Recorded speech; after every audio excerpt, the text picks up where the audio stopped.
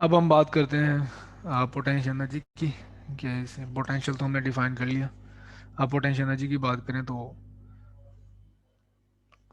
वो ये है कि जैसे मैंने बताया पोटेंशियल एनर्जी कॉन्फ़िगरेशन की होती है।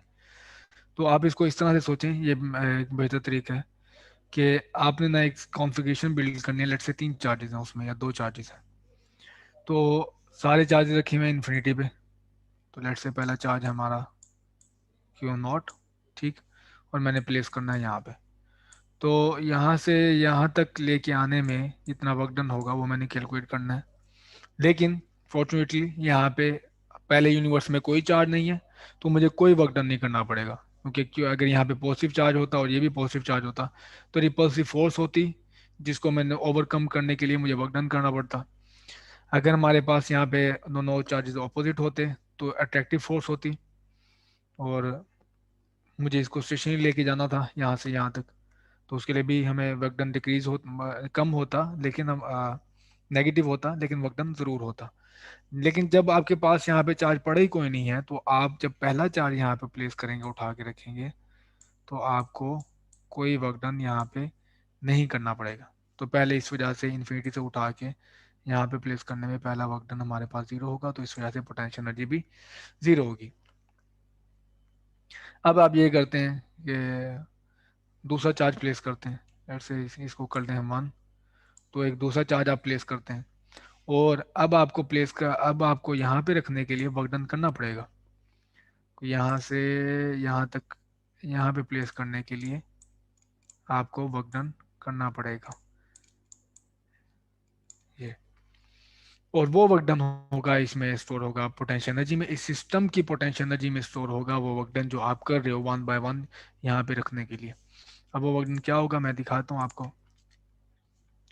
तो पॉजिटिव चार्ज आप जो सेकंड चार्ज ब्रिंग करके वो लाए हैं यहाँ पे आपके पास, क्यू नॉट यहाँ पे प्लेस किया, तो उसकी वजह से वर्क डन होगा, और वो होगा हमारे पास नेगेटिव ये के e q q naught over r, ठीक। तो q q naught over r हमारे पास ये आया। और आर असल में क्या है, इन दोनों चार्जेस के दरमियान का डिस्टेंस आर है। तो क्यू क्यू नॉट को मल्टीप्लाई कर दें और डिवाइड कर दें आर से, के ई से मल्टीप्लाई कर दें, तो आपके पास आ जाती है पोटेंशियल एनर्जी इस सिस्टम की जो मैंने ये बिल्ड किया। अब अगर आपने पोटेंशियल निकालना हो तो आप, मैंने आपको जैसे बताया था कि पोटें इस चार्ज को डिवाइड कर दो क्यू नॉट से, जो आप ब्रिंग आप लेट से आपको इस पॉइंट का पोटेंशियल चाहिए, इस पॉइंट का। तो इस चार्ज की मौजूदगी में आप एक और चार्ज जो क्यू नॉट लाए थे यहाँ पे प्लेस किया था, और बर्डन ने कैलकुलेट किया था, वो थी पोटेंशियल एनर्जी हो गई थी। और क्यू नॉट से अब इसको डिवाइड कर दोगे तो बाकी रह जाएगा पोटेंशियल। तो इस तरह से वाजे तौर पे आप देख रहे हैं पोटेंशियल एनर्जी कॉन्फ़िगरेशन की प्रॉपर्टी होती है जो आपने यहाँ पे बिल्ड किया, जितना वर्क डन लगा इस पूरी कॉन्फ़िगरेशन को बनाने में, वो हो रही पोटेंशियल एनर्जी। और पोटेंशियल होता है एक पॉइंट का। अगर आपका सिस्टम कंसिस्ट करता है मोर देन 2 चार्जेस पे, तो बिल्कुल आप 1 बाय 1 उठा उठा के यहाँ पे प्लेस करेंगे, और हर मरतबा आप वर्क डन कैलकुलेट करेंगे। जैसे कि पहली मरतबा जब आपने प्लेस किया था Q1 को कोई वर्क डन नहीं था, जीरो था। दूसरा चार्ज आपने प्लेस किया तो वर्क डन ये रहा, के ई Q1 Q2 ओवर R1, दो दो दरम्यान के डिस्टेंस है।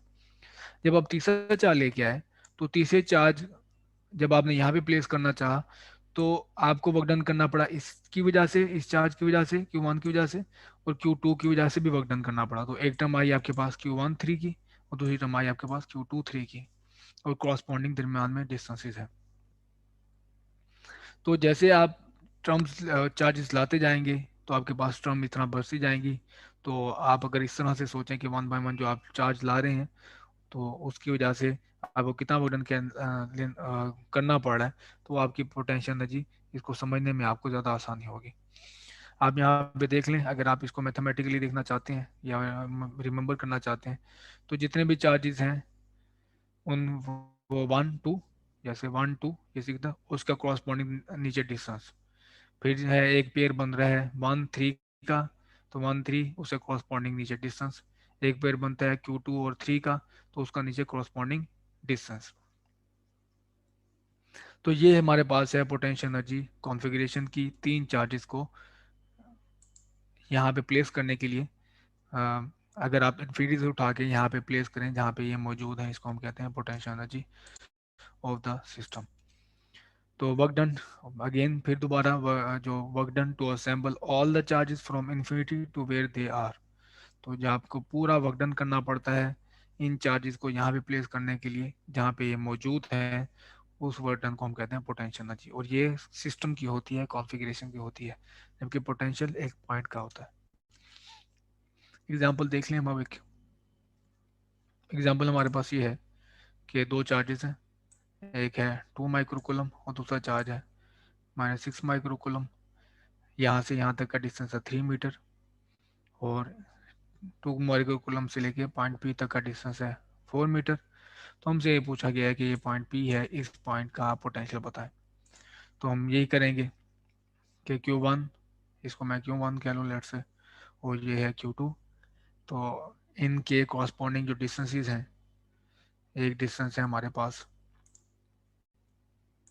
ये यहाँ से यहाँ तक का, और दूसरा डिस्टेंस है हमारे पास यहाँ से यहाँ तक का। तो आप कॉरस्पॉन्डिंग डिस्टेंसेस देखें तो आप इसको कैलकुलेट करें तो आप आसानी से इसको एवेलुएट कर सकते हैं। जिस तरह से जो हमारा पहला चार्ज है जिसको मैंने यहाँ पे पहला लिया है चार्ज, वो 2 माइक्रोकुलम, उसके दरमियान में जो डिस्टेंस है वो 4 मीटर का है, तो 4 से डिवाइड कर दिया। दूसरा चार्ज है -6 माइक्रोकुलम, तो उसका डिस्टेंस ये है, असल में ये डिस्टेंस है R2 इसे कहेंगे हम। तो R2 बनेगा बाय पाइथागोरस, वो है R2 square is equal to, ये hypotenuse square is equal to base square plus perpendicular square. Base square plus perpendicular square, ये बनेगा आपका 25। इसका आप स्क्वायर रूट ले लो तो आपके पास आ जाएगा 5, तो इस वजह से 5 है। इनको डिवाइड करोगे आपके पास पोटेंशियल आ गया।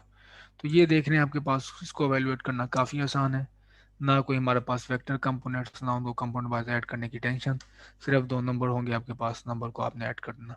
अगर यहाँ पे चार्जेस 3 होते तो आप एक और टर्म यहाँ पे अपेयर हो जाती, तो आपके पास टोटल पोटेंशियल होता तीनों चार्जेस के सम के पोटेंशियल के इक्वल।